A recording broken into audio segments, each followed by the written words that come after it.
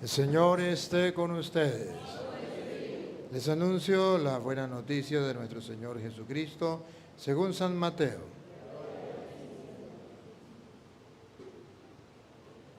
En aquel tiempo comenzó Jesús a anunciar a sus discípulos que tenía que ir a Jerusalén para padecer allí mucho de parte de los ancianos, de los sumos sacerdotes y de los escribas, que tenía que ser condenado a muerte y resucitar al tercer día. Pedro se lo llevó aparte y trató de disuadirlo diciéndole: no lo permita Dios, Señor.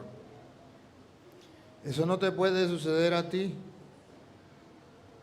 Pero Jesús se volvió a Pedro y le dijo: apártate de mí, Satanás, y no intentes hacerme tropezar en mi camino, porque tu modo de pensar no es el de Dios, sino el de los hombres.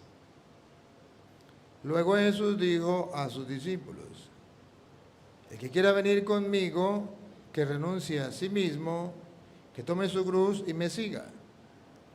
Pues el que quiera salvar su vida, la perderá, pero el que pierda su vida por mí, la encontrará. ¿De qué le sirve a uno ganar el mundo entero si pierde su vida? ¿Y qué podrá dar uno a cambio para recobrarla?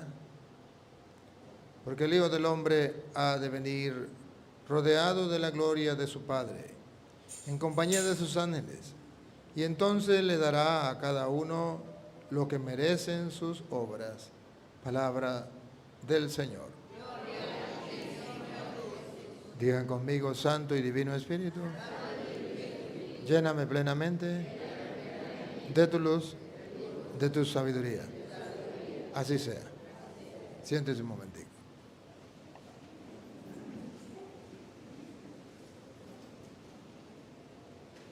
Queridísimos hermanos, hoy el Evangelio de San Juan, del Evangelio de San Mateo, capítulo 16, versículo 21 en adelante, nos trae varias enseñanzas. Voy a tratar de, aunque sea una, desarrollar. La primera es: Jesucristo comienza a hablarle a los apóstoles, a decirle todo lo que le tiene que pasar a él. Le expresa su pensar, su proyecto, el pensar de Dios, el proyecto de Dios. Cristo es Dios. Pedro comienza a analizar no desde la perspectiva de la fe, sino desde su propia perspectiva, el modo de pensar humano. Y Jesús le reclama a Pedro y le dice que esa no es la manera de actuar, que la manera de actuar de un creyente es escuchar la palabra de Dios, aceptarla tal y como es, aferrarme a ella sin querer cambiar los propósitos de Dios que ya están planificados, proyectados, revelados. Yo lo único que tengo que hacer es aceptarlo y punto. Cuando una persona se resiste a los planes de Dios, entonces recibe el rechazo rotundo de Jesús. ¿Cuándo iba a imaginar San Pedro que Jesús le iba a decir Satanás? Nunca. ¿Cuándo ustedes y yo íbamos a pensar que Jesús a San Pedro, el jefe que puso dentro de la iglesia, le dice: apártate de mí, Satanás? ¿Cuándo? Eso es impensable. Pero hoy lo vamos a escuchar. ¿Y cuándo es que Pedro recibe ese rechazo? Cuando no acepta la palabra de Jesús, su enseñanza, su doctrina, su proyecto. Quiere evadirlo, quiere cambiarlo por un proyecto humano. Y Jesús dice: así no es. Y después le propone y le dice que hay que abandonar la vida, hay que abandonar nuestra propia vida para ganarla. Hay que tomar la cruz para seguirle. Y dice, ¿y de qué le sirve al hombre ganar el mundo entero si pierde su alma? ¿Con qué podrá recobrarla? Cuando el ser humano agarra los proyectos de su mente, el pensar de los hombres, gana el mundo, pero pierde el alma. Cuando el ser humano se aferra a los proyectos de Dios, pierde esta vida, pero gana la eterna. Pierde esta vida, pero gana la eterna. Que es la queja del profeta.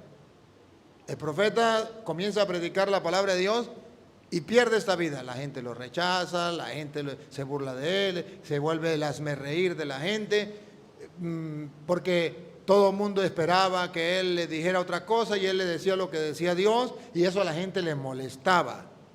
Y el profeta llegó a sentirse mal y decía, ¿pero qué hago? Pedro quería renunciar a ser profeta, quería adaptarse a la gente y no adaptarse a Dios. Esa es la tentación siempre del profeta. Esa es la tentación siempre de los curas, siempre de los obispos, incluso del Papa. Porque ahí el Papa es Pedro.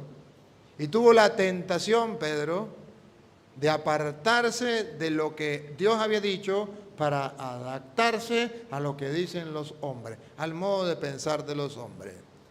Yo quiero que ustedes se den cuenta que esa es la tentación que existe dentro de la iglesia, el querer cambiar la palabra de Dios, la doctrina de Cristo, la enseñanza de Cristo, por adaptarse y aparecer bien ante los hombres.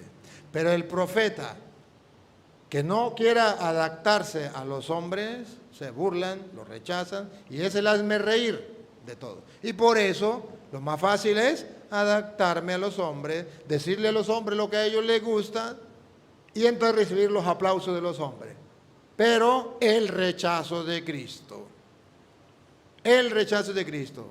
Hoy vemos como un profeta, Antiguo Testamento, recibe el rechazo de los hombres. Se vuelve a reír de los hombres, pero recibe los aplausos de Dios. Y Pedro, que quería adaptarse a los hombres, recibe el rechazo de Cristo. Hay que elegir, hay que elegir. Siempre tendremos que elegir. Pero esa tentación, a veces los ministros de la iglesia no lo toman en cuenta. Vamos a escucharlo. Desde entonces comenzó Jesús a declarar a sus discípulos. Ahí está la palabra de Dios. Jesús es Dios. Él comienza a declarar, a revelar, a manifestar su proyecto, a manifestar sus planes a través de su palabra. Que le era necesario ir a Jerusalén y padecer mucho de los ancianos, de los principales sacerdotes y de los escribas. Era un proyecto ya establecido, incluso del Antiguo Testamento. Ya estaba escrito que el Mesías tenía que padecer todo eso. Y ser muerto y resucitar al tercer día. Entonces Pedro, tomándolo aparte, comenzó a reconvenirle. Pedro lo toma aparte. Y en vez de decirle, Señor, qué bueno que estés haciendo los proyectos de Dios, qué bueno que estés cumpliendo la palabra, ánimo, Señor, sí se puede. Pedro comienza a corregir a Cristo. Es cuando el ser humano comienza a decir que la palabra de Dios se equivocó. Comienza a leer la Biblia y dice, aquí Dios se equivocó, yo no estoy de acuerdo con esto. Ese fue el problema de Pedro. Pero ese problema de Pedro puede suceder en los obispos. Miren los obispos de Alemania, los que se han rebelado contra la iglesia. ¿Qué han hecho? Es que aquí Dios se equivocó, tenemos que cambiar la Biblia, tenemos que cambiar la palabra de Dios. No puede ser así, tenemos que adaptar la Biblia al tiempo presente porque eso ya quedó en el pasado. Exactamente lo mismo que Pedro. Ojo, podría poner Jesús en el Evangelio que era Santiago, que era Juan. ¿Por qué puso a Pedro? Para decir que hay tentación incluso en la más alta jerarquía de la iglesia hay tentación de querer rechazar la palabra de Dios, a veces querer ser dueño de Cristo, querer ser dueño de la palabra de Dios, creernos dueños y señores de la doctrina de Cristo y hacer con ella lo que nos venga en gana. ¿Qué le pasó a Pedro? Pedro se sintió dueño de Cristo. Se sintió que lo podía manejar a su antojo y le dio aparte a reclamarle. Ven acá, Señor, ven acá, ven acá. ¿Qué pasa, Señor? Estás equivocado. Esto no es así. Esto no puede ser. Esos son los obispos o los curas que se creen más papistas que el Papa. Los obispos, los curas o los laicos que se olvidan de la palabra de Dios, de la doctrina que Cristo dejó dentro de la iglesia, del magisterio de la iglesia, para ellos proponer su propia forma de pensar. Esos son los teólogos de los cuales el Papa les ha dicho, vuelvan a la fuente, están equivocados, vuelvan a la fuente. Volvamos a la palabra de Dios. No podemos nosotros querer cambiar el magisterio de la iglesia, querer cambiar la doctrina de la iglesia, querer cambiar la palabra de Dios. Eso no se puede. Pero siempre será la tentación. Y es la tentación donde caen los protestantes. ¿Por qué hay tantas sectas? Porque cada persona agarra la Biblia y la adapta a su manera, como Pedro. A mí no me parece esto, entonces lo cambio. Ahí salen las sectas. Y ese problema ha existido desde el comienzo, existe y existirá. Y por eso el Evangelio hoy nos pone alerta, alerta. Nosotros tenemos que doblegarnos a la palabra de Dios. A veces no la entendemos. Y si no la entendemos como Pedro, callémonos la boca. Es palabra de Dios y adaptémonos a ella. Yo debo adaptarme a la palabra de Dios. Creer en la palabra de Dios tal y como está. Cuando no la adapto a mi vida, entonces yo quiero adaptar la Biblia a la vida mía. Que Dios se adapte a mí. Yo voy a aconsejar a Dios. Yo voy a corregir a Dios. ¿No es eso lo que hacen muchos teólogos? ¿No es eso lo que hacen muchos protestantes? ¿No es eso lo que hacen muchos católicos que quieren aconsejar a Dios y decirle a Dios, te equivocaste? Esto no es así. Incluso curas, incluso obispos. Vean los obispos de Alemania. ¿Qué le pasó a Martín Lutero, padre de los protestantes? Sacerdote de la Iglesia Católica. Pero un día pensó que Cristo se había equivocado y comenzó a corregir a Cristo y ahí salieron las sectas. Así no es. Cuando Pedro lo llama a sola, comienza a reclamarle, a corregirle, ¿qué le dice Jesús? Diciendo, Señor, Primero Pedro dice, Señor, ten compasión de ti, en ninguna manera esto te acontezca.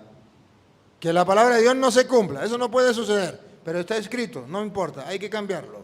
Lo que está escrito no me importa, hay que cambiarlo. Eso no puede suceder. A mí me parece que eso no es así. Hay que cambiarlo. Esa tentación la tenemos todos. A mí me parece que la Biblia dice esto, pero a mí no me parece que sea así, deberíamos cambiarlo. Vamos a cambiarlo. Y si no tengo la autoridad para cambiarlo, al menos lo cambio enseñando a otras personas eso que yo opino, que yo pienso. Por eso hay que tener mucho cuidado. Pero él, volviéndose, dijo a Pedro, quítate de delante de mí, Satanás. Bárbaro. Bárbaro. Este ha sido el golpe más fuerte de Pedro, que ha recibido Pedro.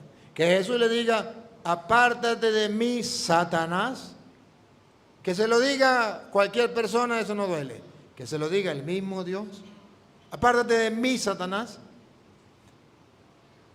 Que lo sepa el mundo entero. Jesús está diciendo que la persona que no acepte la palabra de Dios y que quiera cambiarla es Satanás en persona. Que aquí no hay ningún ángel de luz, que aquí no hay ningún Espíritu Santo, que aquí lo que hay es un diablo encarnado en una persona. Cosa que ustedes no creen.